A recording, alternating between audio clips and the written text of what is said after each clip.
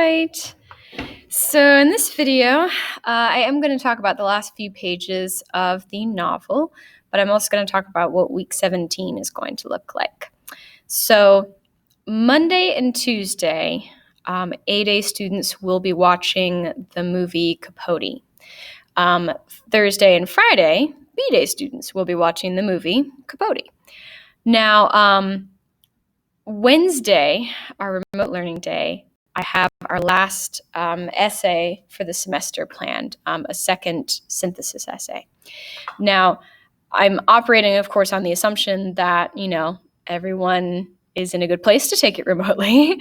But if you have had issues with past remote essays, particularly with the past synthesis essay, if you had issues getting the PDF of documents to open, or if your internet access has been spotty recently, or any sort of other personal issue, I am happy to accommodate you so you can take this last essay during class. It will require missing out on some of the movie, but as long as you're okay with that and you're more concerned about getting the essay taken at school, then that's absolutely fine, and we can make that happen. So, if you are an 8A student and you know that you want to take the essay Monday or Tuesday instead of taking it on the remote day, then great. Give me a heads up. Let me know. Otherwise, I will leave you guys to do that remotely. And obviously, same if you're a B-Day student. If you think that you want to take the essay on a class day, then totally fine. Just let me know. Likewise, let's say you're an 8A student and you wake up Wednesday morning and your internet's out or whatever, feel free to contact me and come to the school. You can come to my office hours, which is basically the whole day, and you can take it here, and we can accommodate you however you need. So anyways, last synthesis essay, just make it happen however works best for you and let me know how I can help. Okay, on that note, in cold blood, last section. Dun, dun, dun, dun. We finally get to see the execution.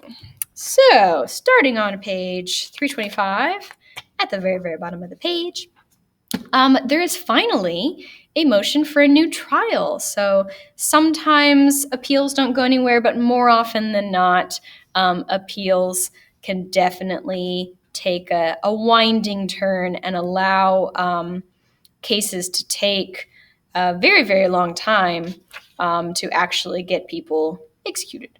So Dick insists that the hostile atmosphere had made it impossible to get an unbiased jury. He made some pretty serious accusations against the judge and the defense attorneys, calling them incompetent and inadequate. So these are pretty serious assertions, and the Bar Association appointed someone to investigate the charges, and if it is warranted, to then bring those charges before the Kansas Supreme Court. And yeah, so anyways, Mr. Schultz undertakes this investigation and investigates the assertions. His investigation is primarily just talking to Dick and Perry. Then he gets everybody together and has basically a trial, putting the judge and lawyers on trial. And there's some interesting twists and turns here. So, for example, at the top of page 328, that's where they address the change of venue request. So that is, here. So Schultz asked the judge, why didn't you grant a change of venue? And Judge Tate, of course, responds, they didn't request one. I can't just change the location of the trial because I feel like it. It has to be requested, and it was not requested. So then, we get to why the attorneys didn't request it. Their thoughts about the religious community and how they thought that would be favorable to the defendants to be in this community that, for the most part, is largely opposed to capital punishment. So anyways, ultimately, the end result net result of that at the top of 330 is that, well, yeah, it was fair. So the constitutional fairness is not and does not end up being challenged adequately. So they get a new date for their execution, October 25th, 1962. They did not end up keeping this date, but Lowell Andrews did keep his. Now, the next section is very short, but I think it's really fascinating. Talking about capital punishment in the United States. Obviously, at the time this book was written, it has changed since then, but the median time between sentence and execution is 17 months. Okay, so that's kind of a long time. Now, sometimes it happens quicker. This guy got executed 1 month. Okay, that's a pretty good turnaround there. But then there's others who have been waiting for, up to 12 years without any sort of progress one way or another. So that is interesting commentary on the death penalty, particularly as it relates to cost. Because one argument that a lot of people make about the death penalty is, oh, well, it's much cheaper than keeping them in prison for life. But when you add up the amount of time they end up sitting on death row, the amount of time, or the amount of money it costs to serve them on death row for that period of time, plus the court costs of, these appeals and appointing, good lawyers to try and file the appeals for the defendants, sometimes it doesn't always work out that way. So capital punishment, complicated thing financially, just kind of depends on which lines you're looking at.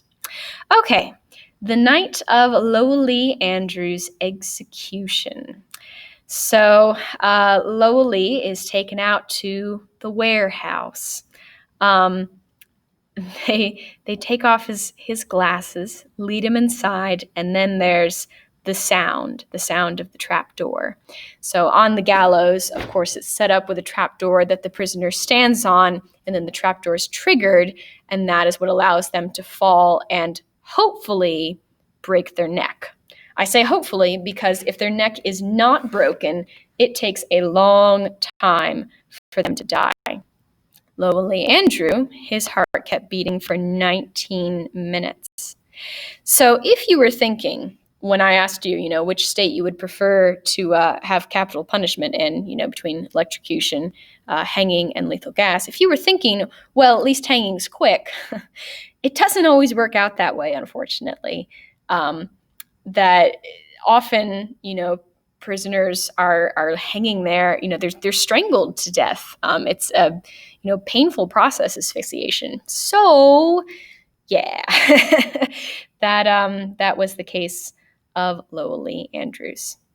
Okay, so obviously Perry is none too broken up about Lowell's death. Lowell leaves behind this nice poem here. But Dick is probably one of the only ones who really is sad that Lowell Andrews is gone, perhaps. Interesting thing, though, we do get some commentary from Dick about what life has been like on death row. Now that his father has died, he only has his mother. Apparently his mother has been bonding with the mother of one of the other prisoners. Anyways, so things are pretty depressing, all in all. Some interesting commentary at the bottom of page 335. What's there to say about capital punishment? I'm not against it.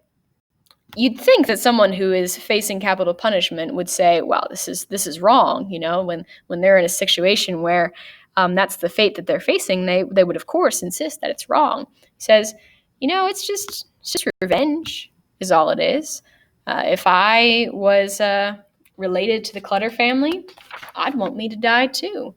But of course, I don't really want to die. So Dick believes in capital punishment conceptually, but doesn't actually embrace it in his case. He technically never killed anyone, unless you still believe that, that Perry's lying about the situation. But anyways, after another 3 years, it is finally time for Dick and Perry to face the music. So they have a few more dates, they have a few more appeals, but it just ultimately doesn't get them the result that they want. It does go to the United States Supreme Court, so they definitely get their case tried at the highest level possible. But their request for clemency is denied. York and Latham later are also denied their request for clemency. And you'll notice the execution dates of York and Latham. I mentioned that the last individual who was executed in the state of Kansas, at least at the time that I looked up these statistics a few years ago, was executed in 1965. So I think that actually might have been York and Latham. But anyways, back to Dick and Perry. Alvin Dewey, who was present at the execution, later, of course, read the newspaper announcement about their death. So, the big moment, the time, the gallows. Not too many surprises at the end here. Dick ends up dying first. He does make a final statement. They do have the option, of course, to have some last words. So at the top of 339, he is able to say something. He says he holds no hard feelings, shakes hands with KBI agents, and kind of takes it like a champ. So there's even some commentary, Roy Church mentions, I didn't believe he had the guts to take it like he did. I had him tagged a coward. So I guess Dick decided he wanted to go out with honor. So that is the end of Dick Hickok. Bye. Then we get Perry. Perry's final words, he's similarly somber. He does not believe in capital punishment, though, which is interesting. So Dick said that he agreed with it in principle. Perry says that he's actually opposed to it. Taking a life is a hell of a thing, which is ironic since he argued before that, soldiers kill people and they don't lose any sleep over it. What's the big deal? So perhaps now that he's faced with his own death, he has rethought that. The final commentary that we have from Dewey was a little bit sympathetic towards Perry. Perry possessed a quality, the aura of an exiled animal, a creature walking wounded. So even though he was the true killer, technically, the complications of his past, the personality that he had seems to make Dewey a little bit more sympathetic. Not too sympathetic. He definitely still wanted him to die, but nonetheless, that is the sympathetic twist that we get.